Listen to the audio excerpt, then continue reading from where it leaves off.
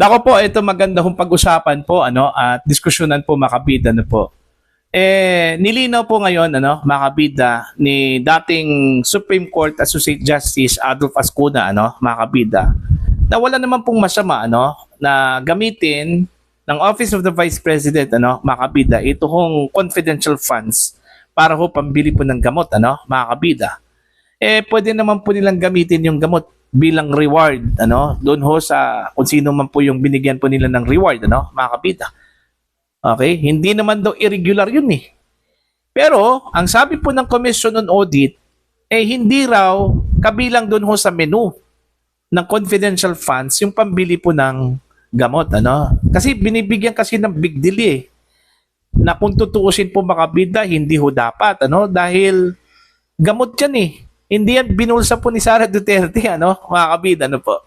Okay? Ito, pakinggan natin, ito hong panayam po ng DZMM po, mga kabida, kay dating Supreme Court Associate Justice Adolf Ascuna, mga kabida.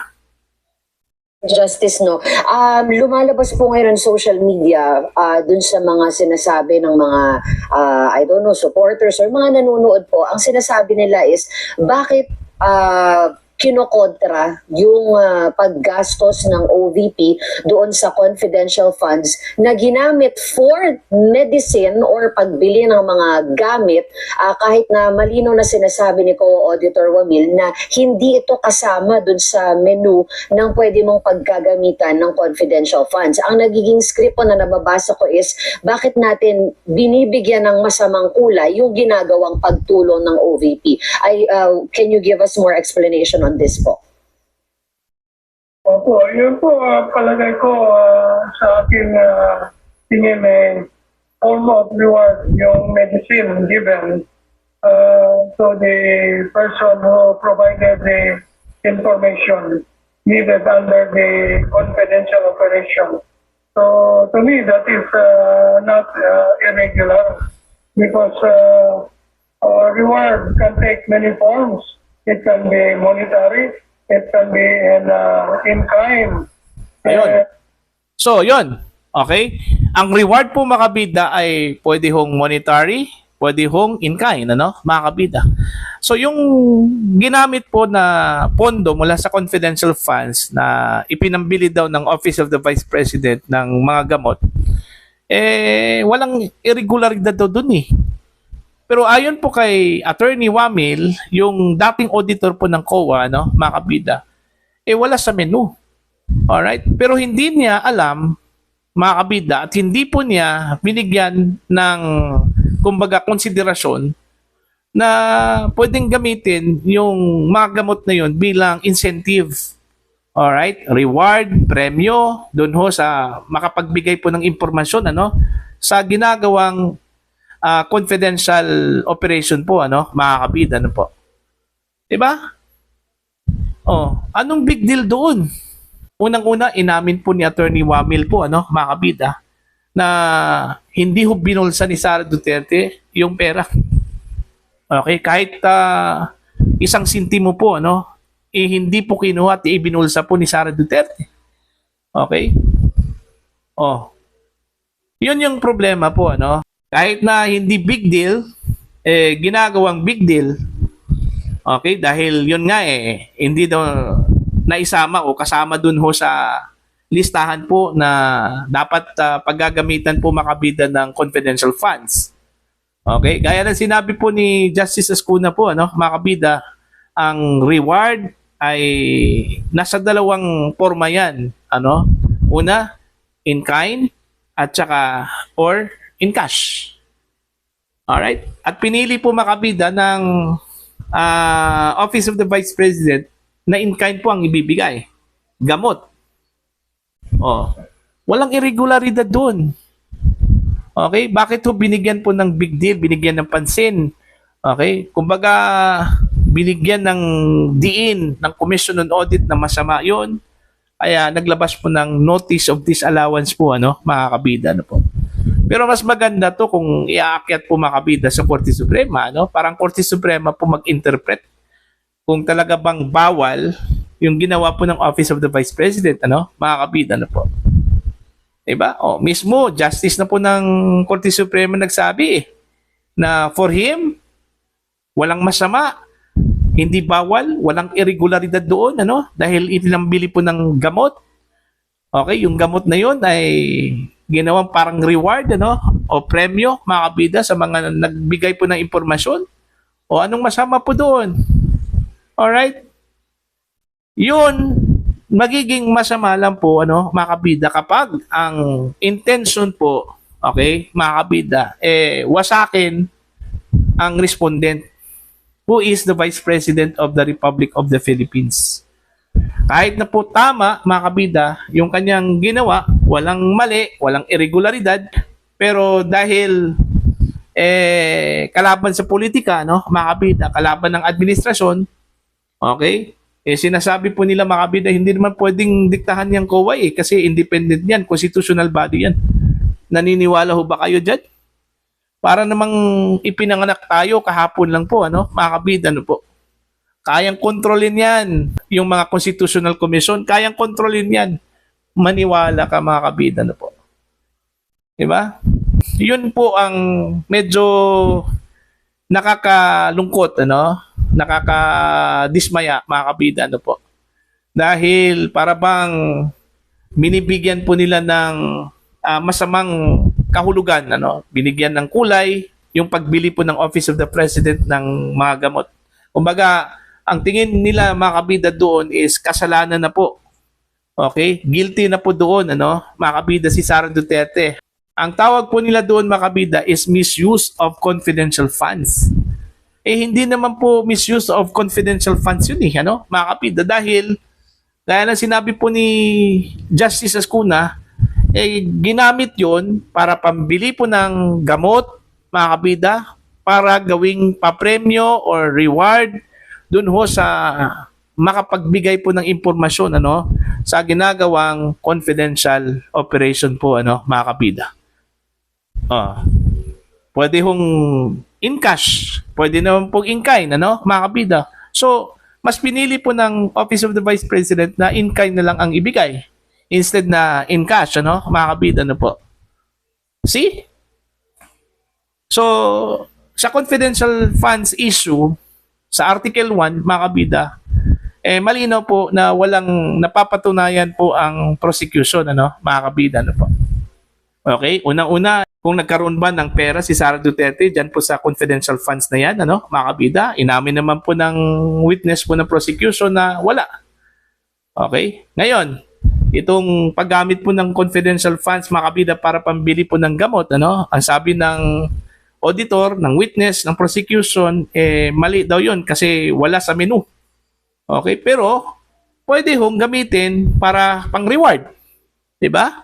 Wala naman po siguro sinabi dun ho sa Commission on Audit Guidelines, mga kabida, na hindi po pwede gamitin ang confidential funds para pang-reward, ano?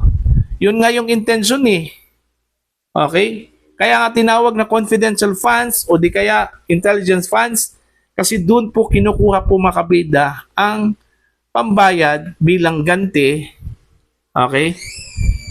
Doon ho sa nagbigay ho ng information, ano, sa intelligence work o di kaya confidential operations po, ano, mga kabida, ano po. Alright? So, yun, ano,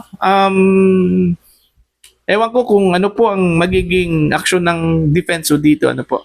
Kung igigiit talaga, mga kabida, ng Commission on Audit, ano, ito hong misuse ni Sara Duterte sa confidential funds dahil ipinambili po niya ng gamot, ano, pwede ho nilang iakyat to sa Korte Suprema, mga kabida, ano po. Para lang po i-interpret kung mali ba talaga yung ginawa ng Office of the Vice President. Pero meron na po tayong ideya, ano, dito sa sinabi po ni dating SC Justice Adolfo Ascuna, ano, mga kabida, na walang irregularidad. Sa tingin po niya, mga kabida, tama. Okay? Dahil wala naman pong paglabag Kasi ang gamot, pwede hong gamitin pang reward. Okay? Maliban dun ho sa in cash. Okay? Na ginagamit pang reward, ano, mga kabida. No? Actually, alam po yan ng Commission on Audit po, ano, mga kabida, na pwede hong gamitin pang reward.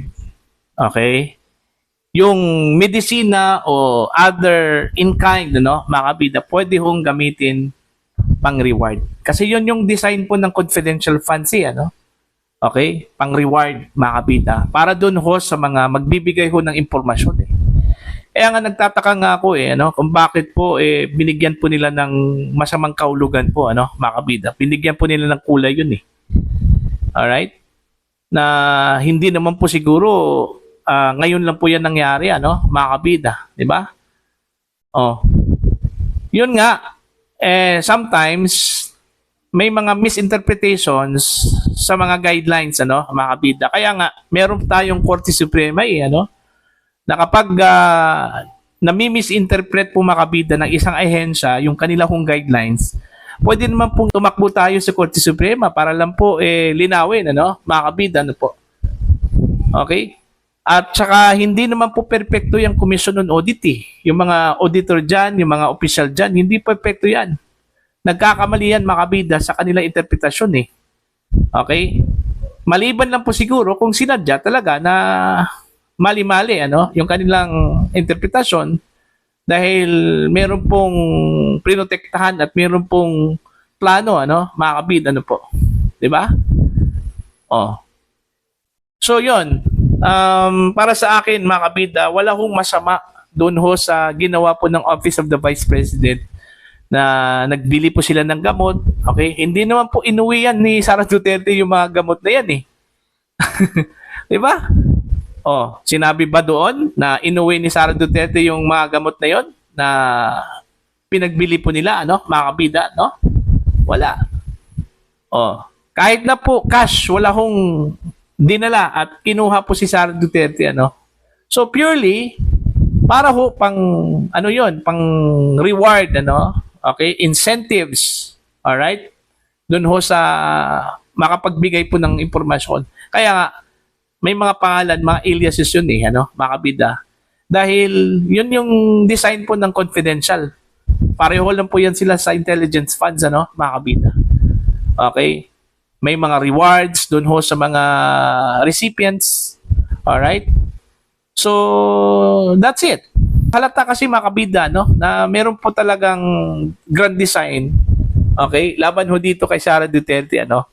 Mantakin nyo mga kabida, 4 na sunod-sunod na taon ang Commission on Audit nagbigay ho ng unmodified opinion ano, sa Office of the Vice President. So anong ibig sabihin diyan mga kabida? Sinusunod po ng Office of the Vice President yung mga requisitos, guidelines mga kabida ng Commission on Audit when it comes to disbursement. Okay? Liquidation ano, mga kabida ano po. Paggastos mga kabida ng pera. Okay? Budget ng Office of the Vice President, ano? Mga kabida. Tapos here comes, merong notice of disallowance dahil lang po sa confidential funds, portion of it, ano? Mga kabida, ipinambili po ng gamot. Okay? Masama na ba yun? Tumulong po ang Office of the Vice President, ano? Mga kabida. Diba? Every time meron pong mga sakuna, may kalamidad, ano? Sino po ang nauuna ho sa field? Diba? Ang Office of the Vice President? Okay, namigay po ng pagkain, gamot, ano, mga kabida, ano po, dun ho sa mga biktima po ng kalamidad. See? Masama na yon. Tapos yung reward na ginamit po ng Office of the Vice President para lang po ibigay dun ho sa mga nagbigay ng impormasyon, ano, mga kabida, sa kanilang confidential operation. Masama na yon. Diba? Hindi. Tsaka pangalawa, pera po yan ng taong bayan ano, mga kabida. May karapatan naman po yung taong bayan, may karapatan po yung tao mga kabida na ginamit po ng Office of the Vice President para gawing informant, ano, mga kabida. At syempre naman, may privilege yan, ano, mga kabida. Kapag magbigay ka ng impormasyon, dapat may kaakibat po, ano, na reward, incentives, ano, mga kabida, ano po. Alright? Para po sa inyong opinion at pananaw, ano, please comment down. Sa mga hindi pa po subscribe po sa channel, please subscribe. Just click the subscribe button, click the notification bell, click all para updated po kayong mga kabida sa aking mga uploads. Maraming salamat po sa inyo lahat.